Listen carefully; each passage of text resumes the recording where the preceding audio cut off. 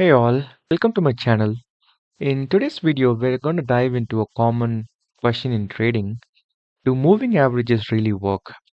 We'll explore various moving averages like 20-day moving average, 25-day moving average, 50, 100, 200-day moving averages, using random stocks and indices to determine if they provide any significant benefits over buying the stocks and holding them for a long time. And yep, that's what we're gonna do in this video. And before we begin, please note that the information provided in this video is for educational and informational purposes only. I am not a licensed financial advisor. Trading and investment involves risks and may not be suitable for everyone. Always conduct your own research before buying or selling anything. Let's take a look at Apple's stock chart on the daily time frame with a 200-day moving average. The strategy we're considering here is to buy when the price crosses the 200-day moving average and stays above it at least for 10 days.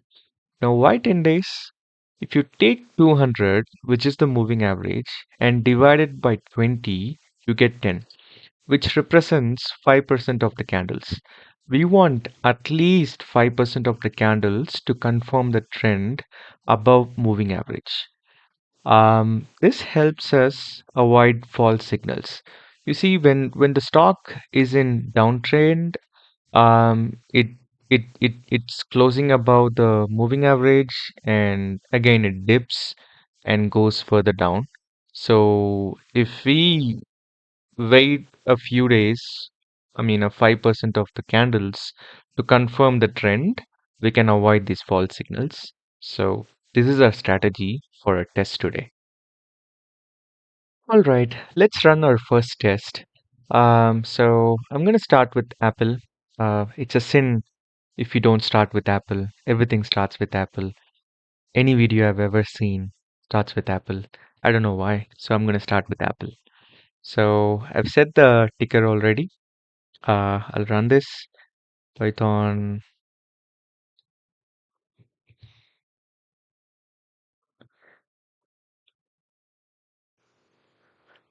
I've started it and it's running and it started to produce the results already. Let's give it a minute. Yep, the the result is ready. You can just copy the path and go to this. Yep. So if you see here, this is the results produced for Apple. So we are testing for last 10 years of data. So the test setup is like, we have invested $1,000 back in 2014, and what is that amount right now? So I've tested the 50-day, 200-day, 125, 9 days, and 20 days moving average, and I've also have a reference of buy and hold. So on a buy and hold strategy, on Apple, we would have made around $9,000 if we invested $1,000 back in 2015 or 2014. So it's around 9 times of results. And if you see, the highest we made by following any of the moving averages is $10,600. It's it's around 10x, so it's 10% above, 10 or 12% above what we would have made if we just held the stock from 2014. And the 20-day moving average looks promising than buying and holding. The reason I say is that because if you see in May 2019, the buy and hold had a dip. So from $2,100, it went to $1,800. But if you follow the um, if you follow the chart of the MA20, it does not have any significant drawdowns. It has, but it does not have that many. Even in 2020, COVID crash, we can see that buy and hold went from $3,300 to $2,300. It's almost like 33% of drawdown. But yeah, if we just followed MA20, we would have exited Apple around Feb 2020, and we would have sat on cash, and then we bought it again at around July 2020, and then we could have, you know, just made some good amount. Not made some good amount, but we could have exited the stock at right time to just avoid the drawdown. So for Apple, MA20 works well. Buy and hold also worked very well with some deeper drawdowns. But so it's not, some there are many moving averages. We need to find what average works for what stock well. And then what stock we could do.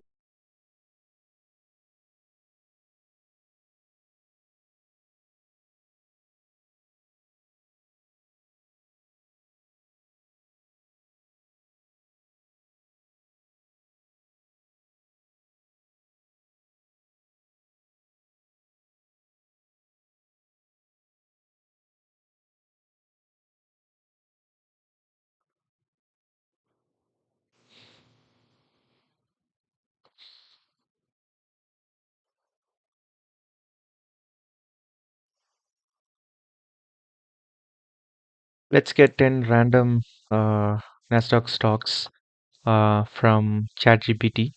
We've done Apple already. Let's go ahead and do the Microsoft. Yeah, let's do Microsoft MSFT.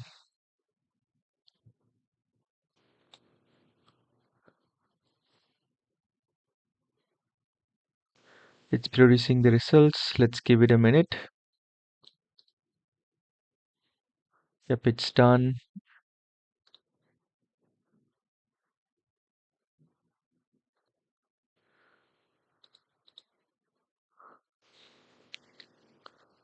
Okay. So for Microsoft,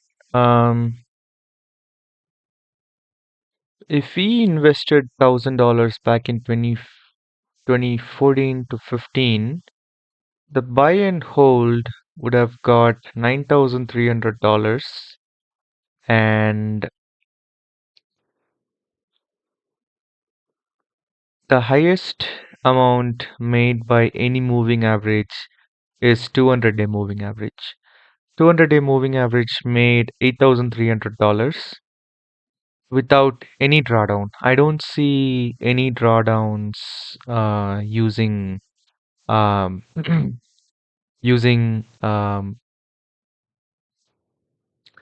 don't see any drawdowns using 200-day moving average. Yeah, so here also buy and hold performed really well, and 200-day moving average performed very well too. And one thing to notice is we did not lose money in any of the uh, in any of the moving average we have here. So most of them made around 2 or 3x, and some of them, I mean, not some of them, one of it made 4x, and 200-day moving average is close to buy and hold. So yeah, in this case, moving average worked for Microsoft. And then what do we have in the list? Google. Yeah, let's see Google.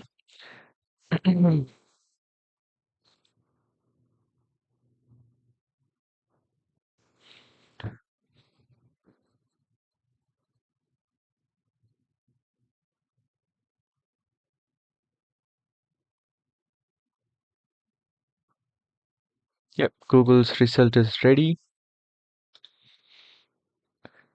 Copy path.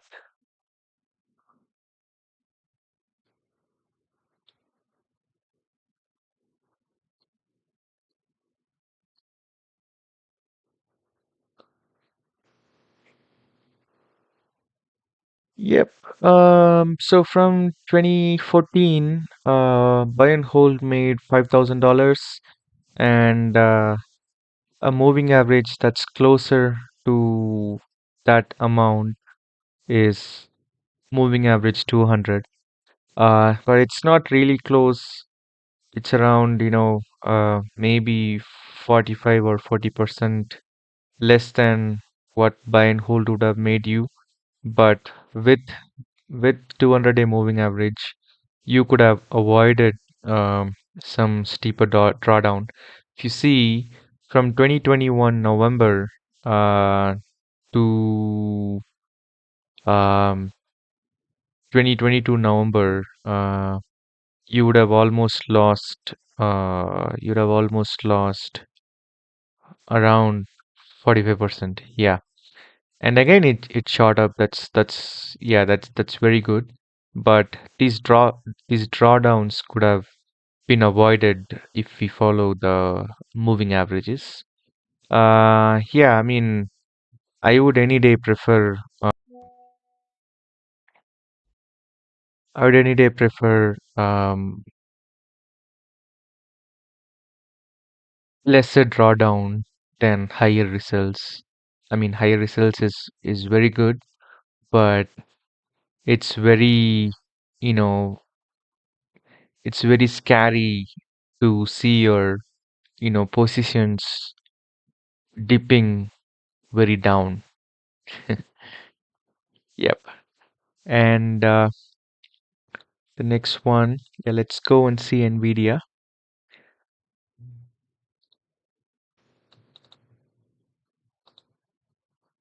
Mhm. Sorry. Yep, the results are coming.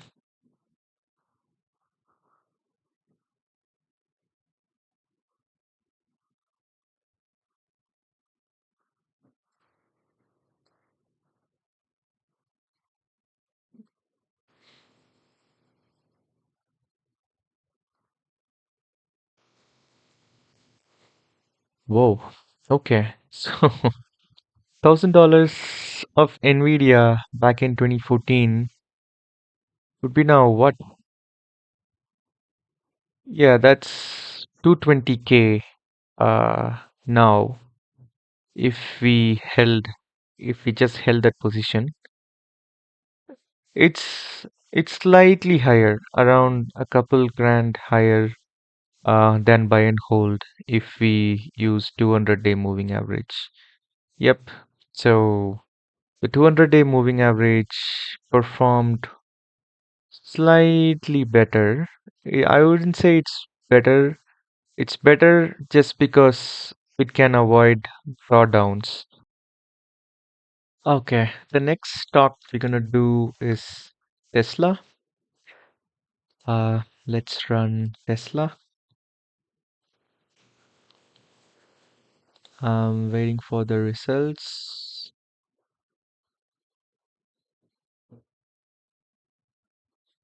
All right, it's done. Let's copy Tesla. Copy path. Let's go here. All right, for Tesla, the amount we've invested back in 2014 would be around 11K, 11.5K right now. But if we followed a well-performing moving average for Tesla, which is MA25, which is 25-day moving average, and MA9, which is 9-day moving average, um, we would get around 100% more than what we could get with buy and hold. So it performed very, very well. I mean, the moving averages performed very, very well than just plain buy and hold. So yeah, finding the right moving average for the right stock really matters. And I think it is, it is, I don't say it is impossible to find the right moving average, just a bit of back testing. If you see around around 2015 time, the top uh, the top money was made by MA9. So the top money is made by MA9 even now. It's not making top money, but it's almost close to it's in the second place. Yeah. So with some backtesting, we will be able to find the right moving average for a stock. So yeah, in the case of Tesla, hands down, the moving average strategy works very well. Sorry. And then the next stock to test is Amazon. Let's see, Amazon.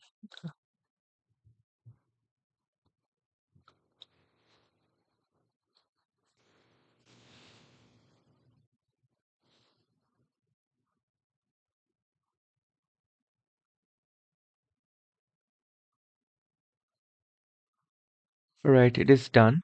Let's open Amazon, copy path, and then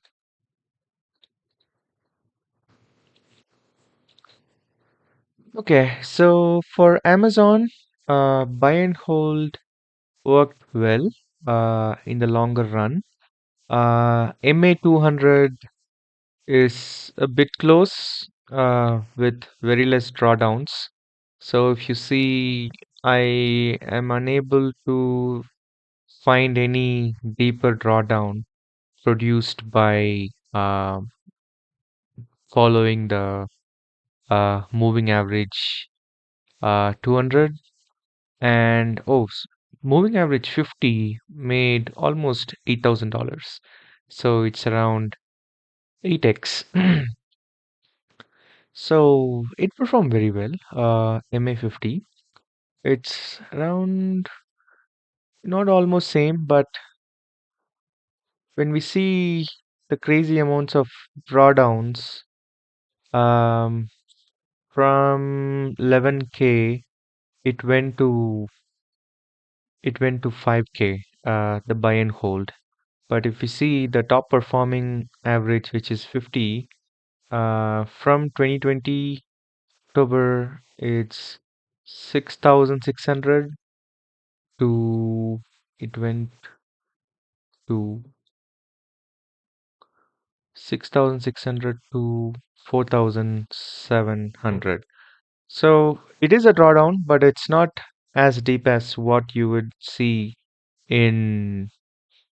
see in buy and hold. So yeah, I would always prefer lesser drawdown and modest results than watching my portfolio bleed. So yeah, this is, I mean, I won't, not I won't. I mean, it's it's very painful to see a stock going 50% down in any portfolio. But yeah, it's Amazon. It did bounce back. It did perform very well after the drawdown. But um, the MA50 performed equally well without any deeper drawdowns. Yep. So what's the next stock? The next stock is Meta. Let's see Meta. It's just Facebook.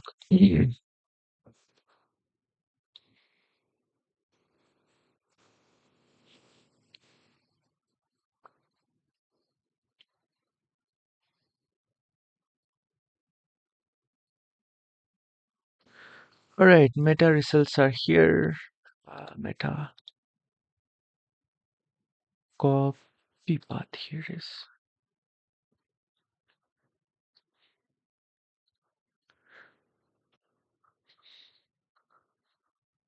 Okay, here just the moving averages hit the ball out of the park. So we started around. I mean, we started with 1,000. Buy and hold brought 7,000. And if we followed well-performing moving average in the past years, we would have made uh, $8,300. So uh, again, moving average one here as well. Uh, yep. And this moving average had visually no drawdowns. I am unable to see any deeper drawdowns. But if you see from 2021 September to um, um, November 2022, we almost lost around 80% of that money. That's very bad place to be in, but it's meta. It bounced back. But if we followed some buy and hold strategy for a stock, I mean it would have performed well. Yeah. So again, a perfect moving average, perfect results. Let's see what's the next stock. Intel, INTC. Intel Corporation. Okay, I'm gonna run this again, waiting for the results.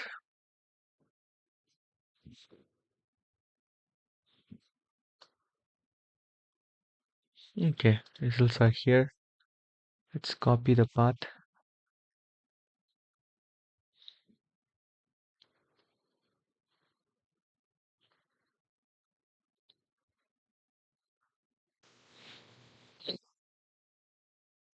So if we just buy and held, um, we would have lost money.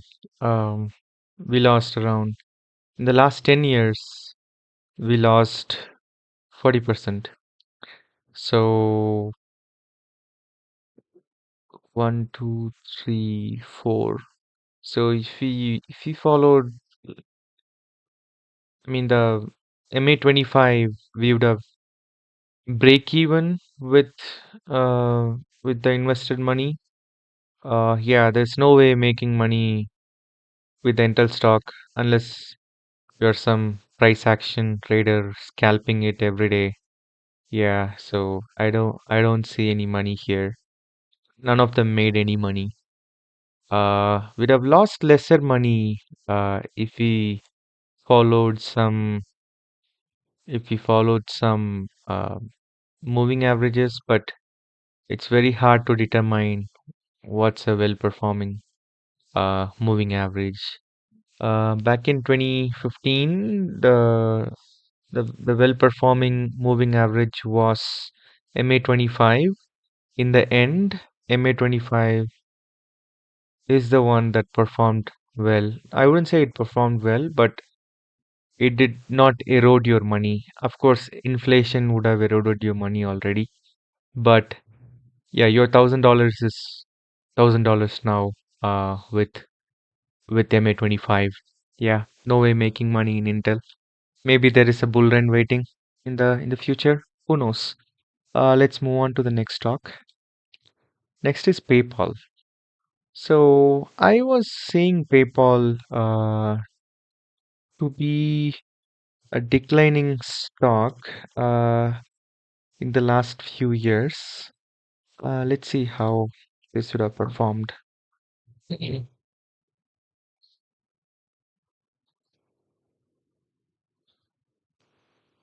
PayPal, copy path.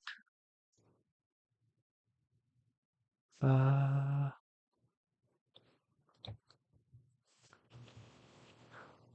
okay, so if you like your $1,000 of PayPal back in uh 2015, 2014 would be now if you just held the stock, it would be $1,700. If you followed a well performing um if you followed a well performing um uh, moving average, which is 200 day moving average in this case, we would have $3,800. After I mean, we exited the position around here, so around this place, and we sat on cash almost for 2 years. We did not buy PayPal in this time, and buy and hold would have just brought your money down and down and down. And yeah, I mean, it's still profitable. It's around 70% profitable. But it's not worth over over a decade. Even I don't think even a 3x or 4x worth a decade. I mean, maybe it does, but yeah, that's a good moving average again provided a better results this time. Yeah, and what's the next stock? Next stock is Netflix. NFLX, NFLX, NFLX. Let's see the results for Netflix.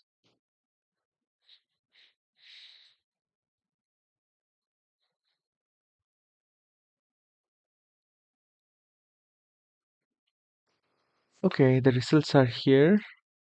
Uh, Netflix final P path.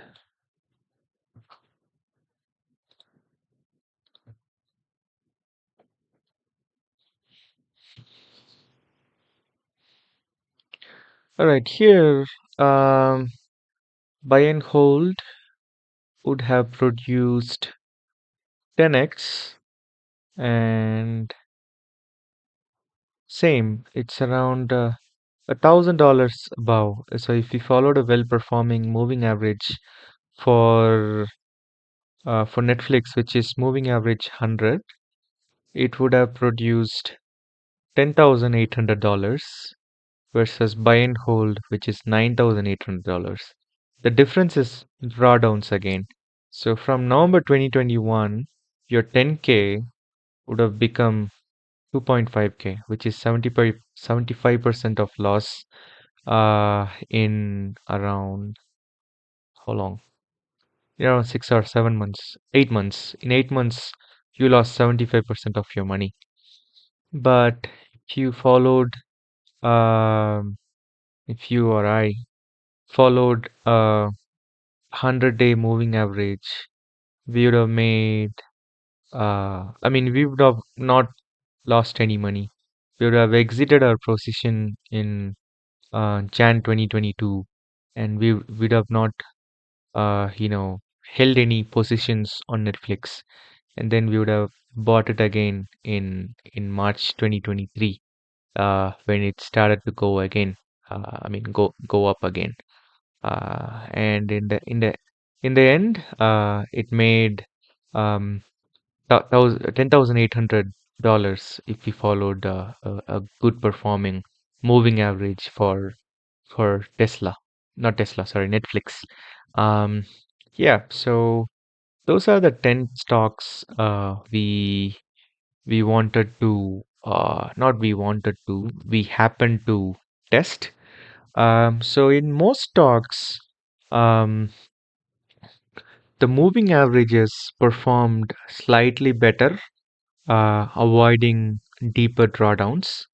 But the conclusion is, um, in my view, I don't know what you could take away from this video, but from testing this, what I figured out is that um, there is no one moving average that works in all stocks. Um, there is no perfect moving average. As you saw, um, moving average 100 performed very well for Netflix. But for PayPal, it's moving average 200. For Intel, it's moving average 25. For Meta, it's again moving average 100. For Amazon, it's moving average 50. So there is no one perfect moving average that works all the times. So uh, it's in our hand what to follow. figure out what moving average works for what stock. Um, yep, so that's about it. So if you came this far and if you found anything interesting or any data points uh, that gave you any insights, leave a like. You could ask any questions you have, or it's my video in this channel after a very long time. You can leave your critics. I'll try to improve it in my next video. Or if you have any strategy that you want to test, you can leave it in the comment section. I'll try to make a test of that. And if you are leaving a strategy to test, please be very detailed. Uh, then I'll be able to test it. Yep. Thank you so much for coming this far. I'll see you soon in my next video. Thank you so much.